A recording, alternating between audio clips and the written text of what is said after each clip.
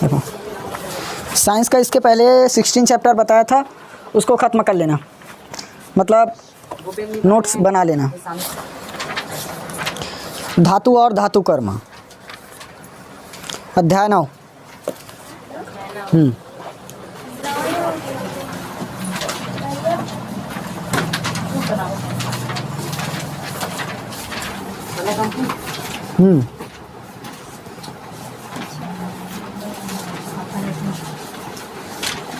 धातु और धातु कर्म, इसके बारे में कुछ पहले से ही बता दिया था।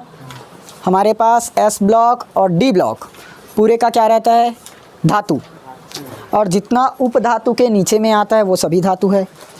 उप धातु के ऊपर पी ब्लॉक में जो जाता है वो क्या है, अधातु है। धातुओं का गुण भी बताया था। ये क्या होते हैं, इलेक्ट्रॉन दाता, इलेक्ट्रॉन दाता। दूसरा विद्युत का सुचालक।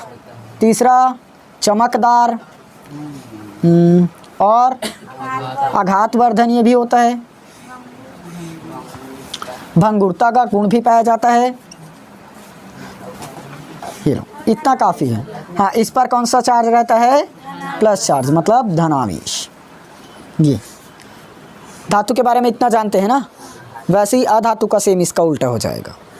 इलेक्ट्रॉन दाता का इलेक्ट्रॉन ग्राही बनेगा, सुचालक का कुचालक। ग्रेफाइट का ना, ग्रेफाइट अधातु होते हुए भी विद्युत का सुचालक है, वो अपवाद में आता है, इसको अच्छे से लिख ले रहे हैं। और अधातु चमकदार नहीं रहेगा। इसका एग्जांपल में ले सकते हो, सोना है, लोहा भी धातु है, और इस तरफ अधातु क्या बनेगा, जिस पर करंट फ्लो ना हो। प्लास्टिक है, प्लास्टिक पर लगता है करंट, लकड़ी पर, कागज़ पर, कांच पर, तो ये सब अधातु का एग्जाम्पल। समझ आया धातु और अधातु। धातु कर्म, धातु कर्म यही बोला था ना।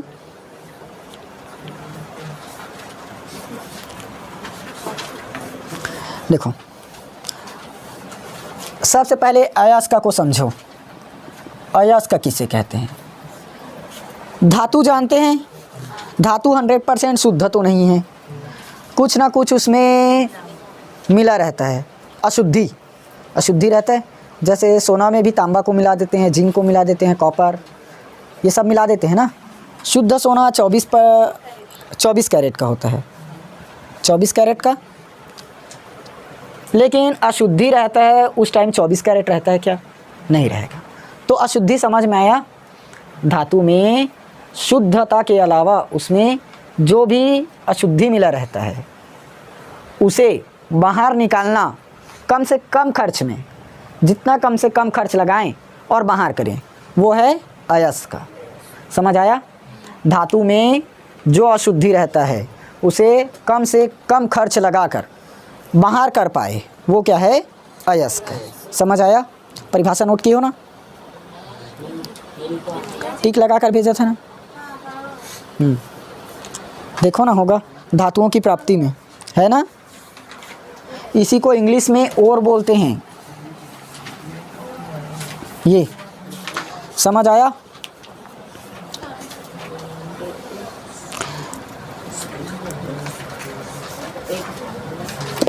ऐसे खनिज जिनमें क्या हो, धातु की मात्रा अधिक हो और अशुद्धता की मात्रा कम हो, तो हमें कम से कम खर्च में उस अशुद्धता को क्या करना है, बाहर निकालना है।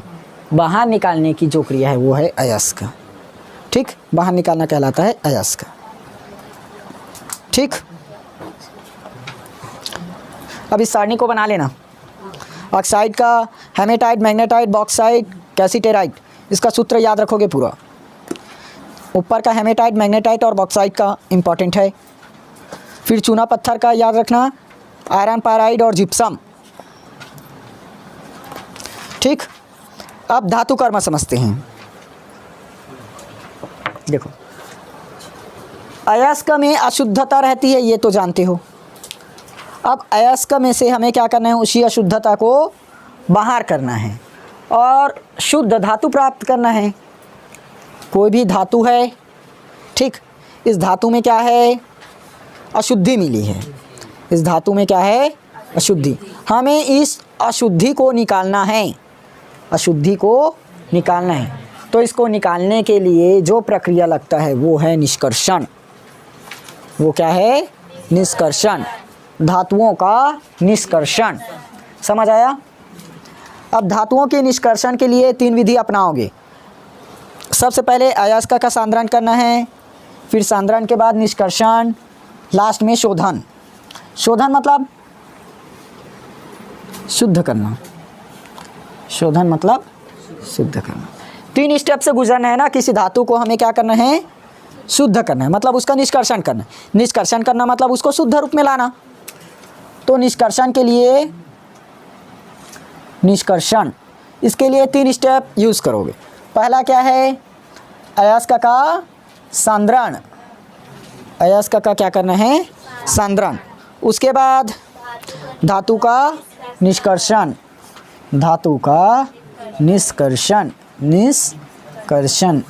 लास्ट में हमें उसको शोधन, लास्ट में हमें उसका शोधन करना है। देखो, सांद्रण के लिए भी 3 स्टेप है, याद रखना।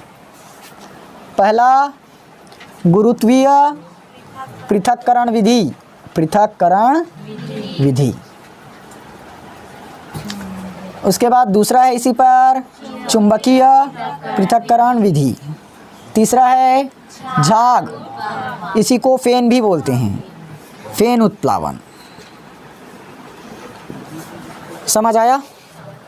3 विधि यूज़ करना है हमें। सबसे पहले क्या करना है, धातु को शुद्ध रूप में प्राप्त करना है।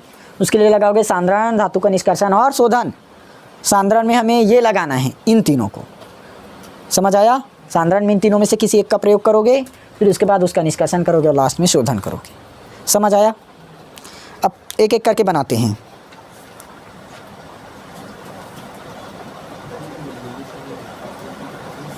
तो और जो अशुद्ध रूप पाया जाता है ना, अशुद्धियाँ, उसको गैंग कहते हैं, अधात्रीय गैंग। लिखाया था ना। देखो, धातु में क्या रहता है, बहुत से अशुद्ध मात्रा मिली रहती है, कुछ मात्रा में क्या रहती है, अशुद्धता पाई जाती है। तो जितना मात्रा में क्या रहेगा, अशुद्धता रहेगा, उसी अशुद्धता को क्या बोलते हैं, गैंग या अधात्री। गैंग या अधात्री, इसको टिक लगाए थे ना, उसी से नोट कर लेना ना। अब पहला समझे गुरुत्वीय पृथक्करण विधि। देखो, गुरुत्वीय पृथक्करण विधि को समझो।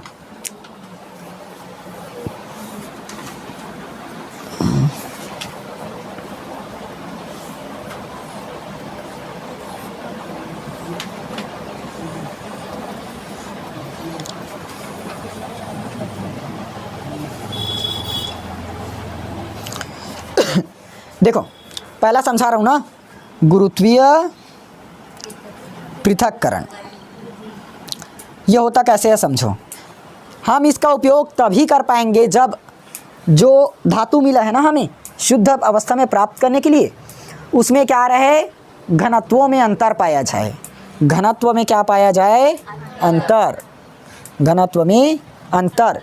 किनके किनके घनत्व में अंतर पाया जाएगा, अयस्क और अधात्री, अयस्क और अधात्री। देखो, अयस्क को तो निकालना है, अधात्री क्या है, उसका अशुद्धता है। अधात्री क्या है, उसकी अशुद्धता। हमें अशुद्धता को बाहर करना है ना। तो इन दोनों के घनत्व में क्या पाया गया है, अंतर पाया गया है, तब इसका उपयोग करोगे। अब जैसे हमने क्या किया, यहाँ से पानी की बौछार किया। 1 मिनट, पहले इस पर ना जो लिए हैं ना, जिस धातु को हमें शुद्ध अवस्था में प्राप्त करना है, उसको इस जगह डालोगे, इस पर, इस तरह से। अब यहाँ से पानी की क्या करोगे, बौछार करोगे। तो पानी क्या करेगा, जिसका घनत्व कम है उसको बहा कर ले जाएगा, और जिसका घनत्व अधिक है वो इस तरह से इसके तली पर क्या होगा, बैठेगा ये। और जो अशुद्धता है अधात्री, वो बहकर इस पात्र में आ जाएगा। समझ आया कैसे उपयोग हुआ? बॉक्साइट के सांद्रण के लिए इसी का उपयोग करते हैं। बॉक्साइट का सांद्रण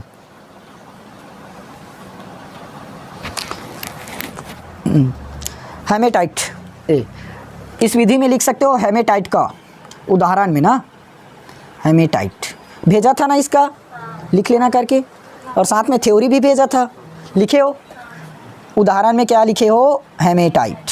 समझ आया? इस विधि का उपयोग तब करना है जब अयस्क और अधात्री में मतलब घनत्वों में क्या पाया जाए, अंतर पाया जाए। हमें जो भी धातु दिए है उसको इस जगह पर रखना है, इस पात्र मतलब इस नली में, और ऊपर से क्या करना है, जल प्रवाहित करना है। जैसे ही जल प्रवाहित होगा, जो भारी वाला है मतलब जिसका घनत्व अधिक है वो भारी होगा, और जिसका घनत्व कम है वो हल्का होगा। तो जिसका घनत्व अधिक है यानी कि भारी वाला इसके तली पर बैठ जाएगा, और जिसका घनत्व कम है यानी कि हल्का वाला वो इस तरह से बहकर इसमें आ जाएगा, आएगा। और एग्जाम्पल में ये हेमेटाइट, समझ आया?